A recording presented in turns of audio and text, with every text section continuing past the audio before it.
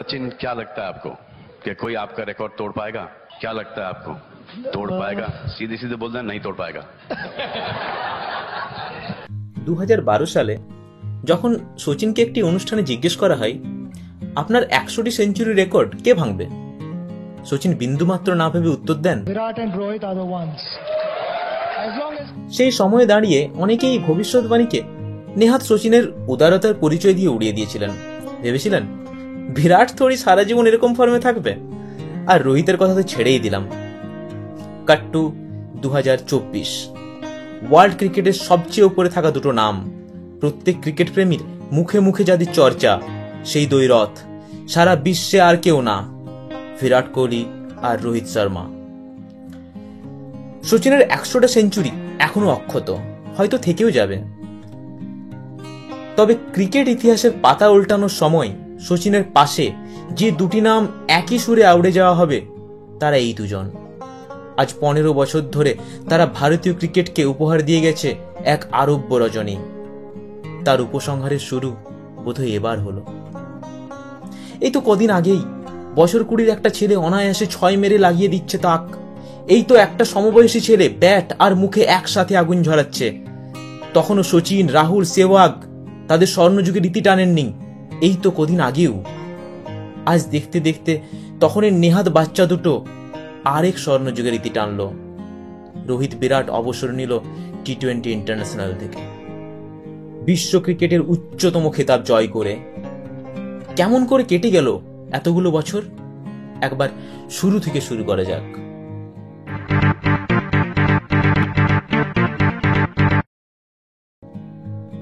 রোহিতের debut.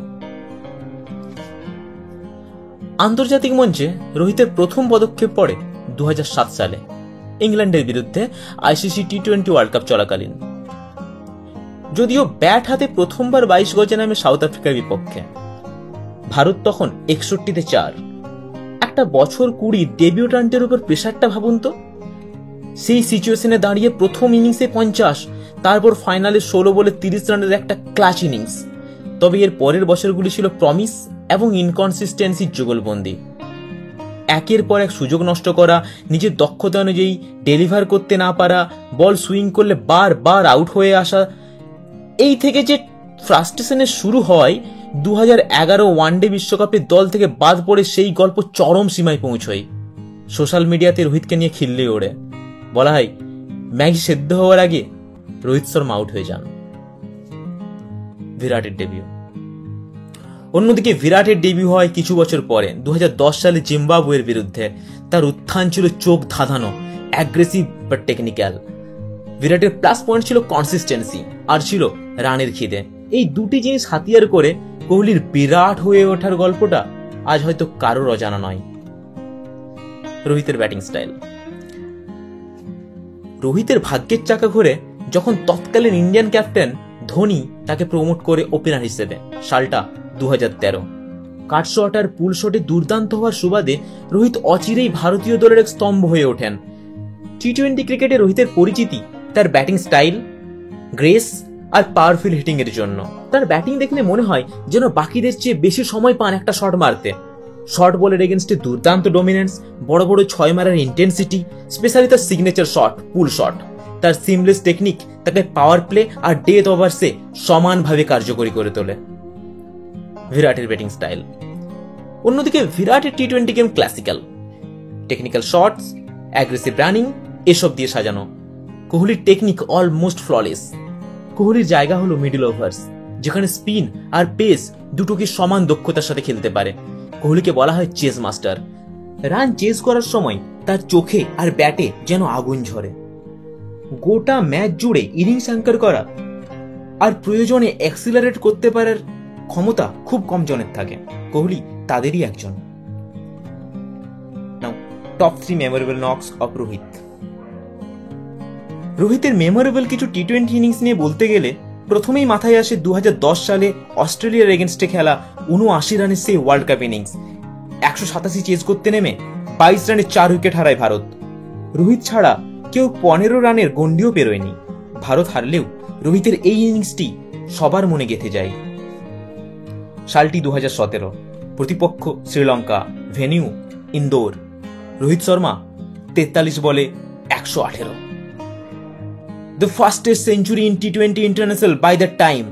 এরম madness Indian ক্রিকেটের হিস্ট্রিতে হয়তোবা কখনো দেখা গেছে। পেরেরাকে মারা পরপর 4টে 6 এখনো পরিষ্কার দেখতে পাই। রোহিত যখন আউট হয় সবাই আফসোস করে বলে, রোহিত 200 মিস করলো। শিয়ার ম্যাডনেস। রোহিতের ক্যারিয়ারের বেস্ট টি-20 নক হয়তো সদ্য সমাপ্ত বিশ্বকাপে অস্ট্রেলিয়ার এগেনস্টে খেলা 41 বলে 92 রানের ওই ধামাকাদার ইনিংসটি। শুধু অ্যাগ্রেশন বা স্ট্রাইক রেটের জন্য নয়, এই ইনিংসটি মনে থাকবে একটি রিভেঞ্জ বা রিডেমশনের জন্য।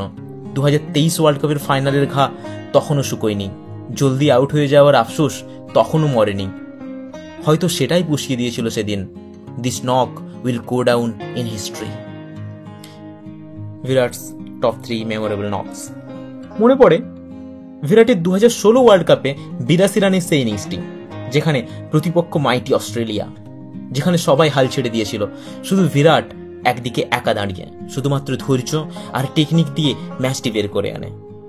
শেষ 6 ওভারে 67 রান প্রায় একা হাতে চেজ করে। প্রায় 3 বছর সেঞ্চুরি না পাওয়ার পর বিরাটের প্রথম সেঞ্চুরি আসে এই টি-20 ফরম্যাটিং। বিরাটের একমাত্র টি-20 সেঞ্চুরি। আফগানিস্তানের এগেনস্টে 61 বলে 121 রান। ম্যাচ শেষের পর বিরাট বলেন, 3টি ফরম্যাটের মধ্যে যে ফরম্যাটে সবচেয়ে কম সম্ভাবনা দেখেছিলাম সেঞ্চুরি করার, আজ সেখানেই সেঞ্চুরি করে গেলাম। এই সেঞ্চুরিটি ম্যাচের পার্সপেক্টিভে সেরকম ইম্পর্টেন্ট না হলেও বিরাটের কেরিয়ারের একটা ম্যাসিভ টার্নিং পয়েন্ট হয়ে থেকে যাবে। আর যেটা সর্বকালের সেরা টি-20 ইনিংস, সেটা হলো 2022 টি-20 ওয়ার্ল্ড কাপে পাকিস্তানের এগেনস্টে আনবিটেন 82 রান। প্রতিটি বল এখনো চোখে লেগে আছে। সবাই একে একে আউট হলো, বিরাট প্রতিবারের মতো একা দাঁড়িয়ে শেষ 18 বলে 48 চাই হ্যারি শ্রফকে মারা সেই আইকনিক শট।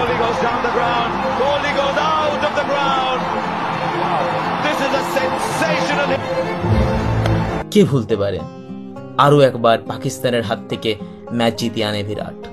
সারা জীবন মনে থাকবে এই ইনিংসটি। এরকম মোমেন্টস টু রিমেম্বার। বিরাট আর রোহিত একসাথে যেভাবে ওডিআই ডমিনেট করেছে, হয়তো টি-20তে সেভাবে প্রভাব ফেলেনি, তবে দুজনের পরিপূরক শৈলী ওপোনেন্টকে বারবার পিছনে ঠেলে দিয়েছে। একদিকে অ্যাঙ্কার তো একদিকে হিটার, একদিকে কুল অ্যান্ড কম্পোজড তো একদিকে ফায়ার অ্যান্ড অ্যাগ্রেশন। তাদের মেমোরেবল কিছু পার্টনারশিপের মধ্যে প্রথমেই মাথায় আসে 2015 সালে সাউথ আফ্রিকার এগেনস্টে সেকেন্ড উইকেটের জন্য 138 রান। আবার 2019 সালে ওয়েস্ট ইন্ডিজের এগেনস্টে 94 রানের সেই পার্টনারশিপ, যেখানে পাওয়ার হিটিং আর ক্লাসিক্যাল স্ট্রোক প্লের একটা মাস্টার ক্লাস উপহার দেওয়া হয়। ক্রিটিসিজম।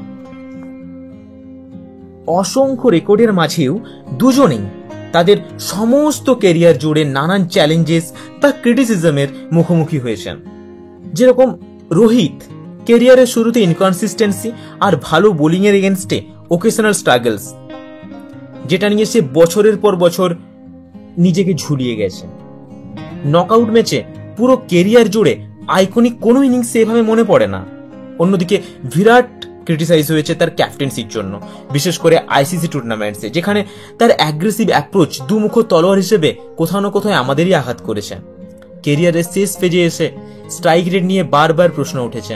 যেখানে টি-20 ক্রিকেট থেকে অ্যাঙ্কর কথাটা প্রায় উঠেই গেছে, সেখানে কোহলি কি সত্যি নিজেকে অ্যাডপ্ট করতে পেরেছে? Roku records. রোহিত অবসর নেয় most টি-20 runs in টি-20 ইন্টারন্যাশনালস, most T20 hundreds in T20 internationals, most sixes in T20 internationals, এবং এর সাথে আরো অনেক রেকর্ডস সে নিজের সাথে নিয়ে গেল। বিরাট রিটায়ার করে second most টি-20 runs, highest টি-20 average, most man of the match in টি-20 ইন্টারন্যাশনালস, most man of the series in টি-20 ইন্টারন্যাশনালস, এবং আরো বহু বহু রেকর্ডস এর সাথে। Who will replace them? বিরাট আর রোহিতের এই ফরম্যাটে যা প্রভাব, তা ইন্ডিয়ান ক্রিকেটে অন্য কোনো ক্রিকেটারের নেই। তাদের থাকাকালীন অন্য কাউকে কোনো কিছু নিয়ে ভাবতে হয়নি, যে কোনো একজন ঠিক দাঁড়িয়ে উঠে বলেছে ম্যায় হু না। আজ যখন দুজন একসাথে আলবিদা জানালো, তাদের জায়গা নেবে কে? নাম উঠে আসছে 4 জনের, শুভমন গিল, ইয়াশস্বী জয়সওয়াল, ঋতুরাজ গায়কোয়াড় বা নবাগত অভিষেক শর্মা। আপনাদের কি মনে হয়, কি মতামত আপনাদের? কমেন্ট সেকশনে জানাতে ভুলবেন না। কনক্লুশন, মানছি পৃথিবী আগের মতো না সুস্থ নেই, তাপমাত্রা বাড়ছে, দূষিত হচ্ছে বাতাস, মানুষের মন। দাঙ্গা হাঙ্গামা রাজনীতিতে মানুষ মানুষকে মানুষ বলে ভাবে না। মানছি কাব্যে কবিতায় আগের মতো রস নেই, গানে সিনেমায় আগের মতো মাধুর্য নেই। একটা ভুল সময়ে চলছি আমরা, তবু বিশ্বাস করি আমরা ভাগ্যবান। আমরা এমন একটা সময়ে চলছি যেখানে আমরা দেখেছি মেসি, রোনাল্ডো, শাহরুখ, সালমান, সচিন, রাহুল, কুমার শানু, আলকা ইয়াগনিক, এদের মতো আরো অনেক জুটি যা সারা জীবন জেনারেশনস আফটার জেনারেশনস আমরা মনে রাখবো। আর তাদের মধ্যেই মনে রাখবো এই দুটি নাম, রোহিত শর্মা, বিরাট কোহলি। হয়তো পরেও কেউ আসবে, আরো বেশি কিছু করবে, রেকর্ডস ভাঙবে, গড়বে, তবে যারা এই দ্বৈরথের সাক্ষী থেকেছে তারা সারা জীবন এখানেই মুগ্ধ থেকে যাবে। চাইবে এই যুগ যেন চিরকাল চলে, কখনো না যায়। Even if we had lost, this was going to be my last T20 World Cup playing for India. No, this was my last game as well. I wanted to win the cup and say.